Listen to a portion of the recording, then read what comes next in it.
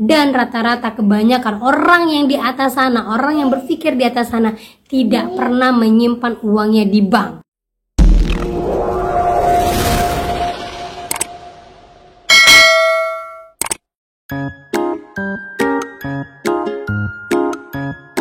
Halo, assalamualaikum warahmatullahi wabarakatuh. Apa kabar teman-teman semuanya? Semoga semua dalam keadaan sehat walafiat dan terus diberi keberkahan sampai hari ini.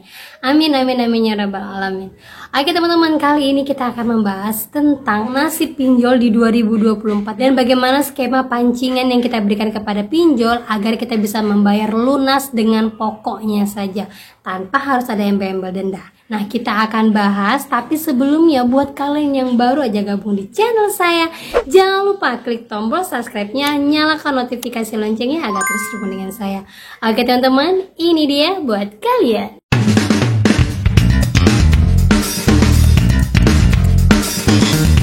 Hadapi 2024 dengan situasi yang sesungguhnya lebih mengerikan dari yang sebelum-sebelumnya. Pertama, perjanjian antara Kementerian Kesehatan dengan Bill Gates itu mensahkan bahwa tahun depan akan ada pandemi yang lebih mematikan dari COVID-19. Kalau sebelumnya adalah simulasi global pandemi di Universitas Johns Hopkins, maka pernyataan terakhir adalah mereka mengancam lewat dua pernyataan, Bill Gates dan Tedros Adhanom Ghebreyesus, yang menyebut pada 2024 akan ada pandemi yang lebih mematikan dari COVID-19. Pertanyaan, adakah pemerintah siap melindungi bangsanya? Suka tidak suka, 2024 akan ada kenaikan pajak, penerimaan perpajakan. Sembako dan pendidikan dipajaki. Kurang, Anda mesti ngutang. Dan itu akan menjepit rakyat bawah ya. Jadi ketika Anda bicara menaikkan pajak, pada saatnya sama kemudian Anda memberikan kontribusi pada belanja, karena harus naikin angka itu, kan berarti harus ada bantuan langsung tunai. Tapi pada saat sama juga Anda ambil pajak dari rakyat kecil, dari berbagai sektor, termasuk sektor hajat hidup orang banyak, maka yang terjadi apa yang saya sebut sejak 2015, yang saya sebut sebagai penurunan daya beli, yang diikuti dengan yang namanya inflasi. Nah teman-teman, itu dia prediksi 2024 untuk keadaan ekonomi di dunia. Ya teman-teman ya, dan prediksi dari Bapak ini sebelum-sebelumnya untuk masalah perihal corona, masalah perihal vaksin, masalah perihal adanya di balik-balik virus COVID-19 itu semuanya sudah terbukti. Dan untuk tahun 2024 sudah banyak sekali yang memberitahukan kita bahwa COVID-19 itu adalah sebenarnya baru skema yang sudah mereka rancang untuk skema yang lebih besar lagi di tahun 2024.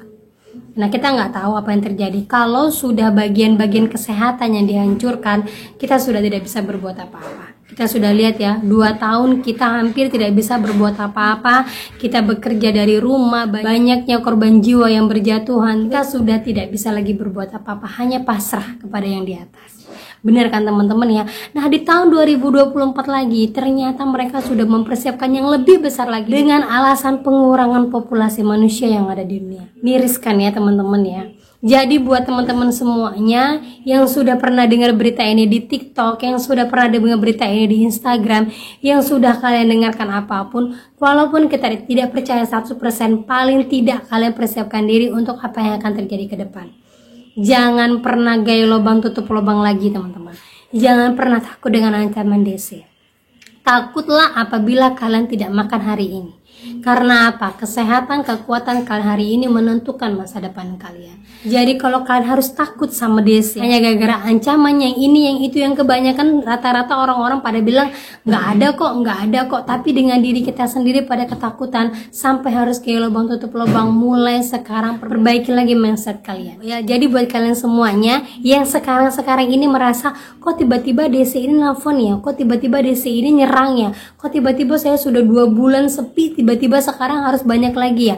Nah kalian perlu ketahui ya, semua orang saat ini yang punya hutang dari manapun, semuanya menagih, semuanya mencari agar apa? Mereka punya save untuk diri mereka. Mereka bisa kembalikan modal, mereka bisa simpan uang sebanyak-banyaknya untuk diri mereka.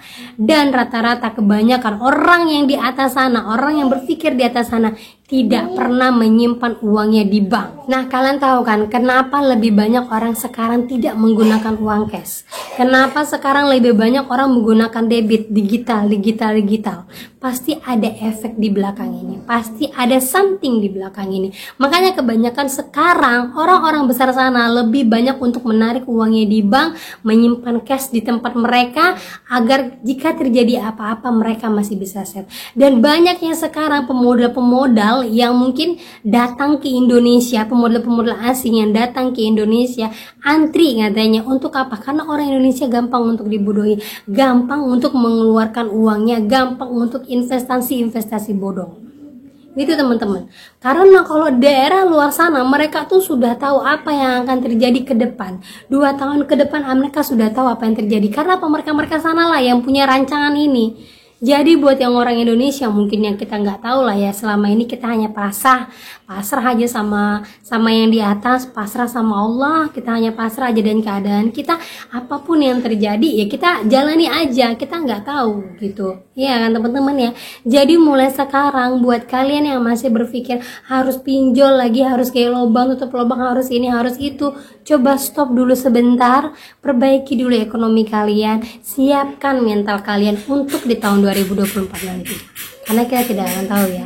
Dan buat teman-teman sekarang yang mungkin saat ini sudah punya uang untuk membayar, ya saya tidak menutup kemungkinan bahwa kalian mungkin akan membersihkan nama kalian, mungkin kalian mau terbebas dari apapun yang mengejar kalian. Saat ini kalian sudah punya uang, kalian bisa dengan cara nego pokoknya tanpa harus membayar denda 100%. Nah, caranya seperti ini, catat baik-baik ya. Yang pertama, kalian kumpulkan dulu uang kalian. Kalau kalian sudah punya modal, sudah punya uang untuk membayar pokoknya saja.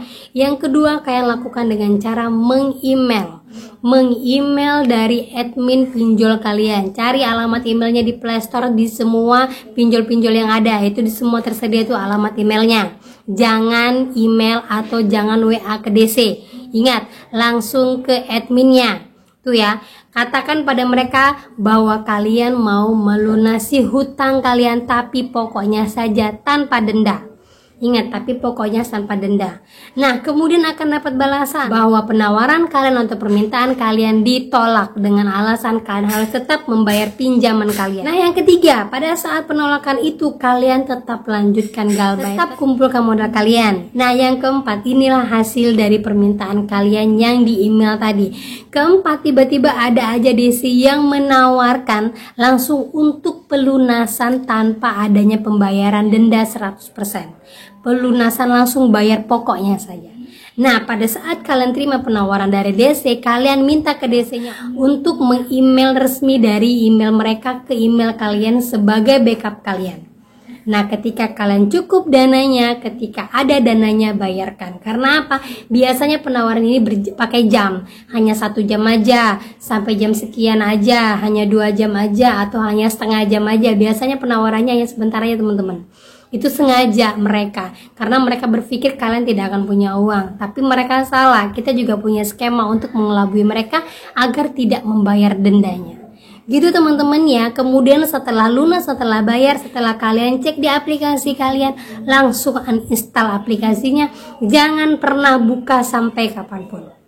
Karena apa? Ketika kalian install lagi ulang, ketika kalian buka lagi akun kalian, itu limit akan masuk.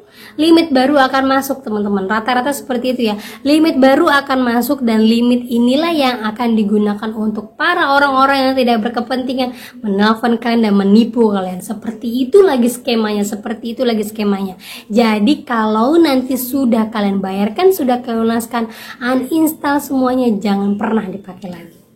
Gitu ya. Kalaupun mau dipakai lagi, seandainya suatu hari kita tidak tahu, ada kebutuhan mendesak yang kita sendiri tidak tahu apa itu, kalian bisa gunakan. Tapi tetap ingat, jangan pernah memberikan apapun, jangan pernah memberikan kode apapun, jangan pernah mau terima telepon dari siapapun. Cukup hanya kalian dengan pinjolnya saja. Gitu teman-teman ya. Semoga apapun yang akan terjadi ke depan kita bisa menghadapi. Dan saya doakan semoga kalian dimurahkan rezekinya, dipermudah segala apapun urusan kalian. Itu saja yang bisa saya sampaikan. Semoga bermanfaat dan menjadi mood booster buat kalian dalam menghadapi apapun yang akan terjadi. Sekali kata saya ucapkan, Assalamualaikum warahmatullahi wabarakatuh.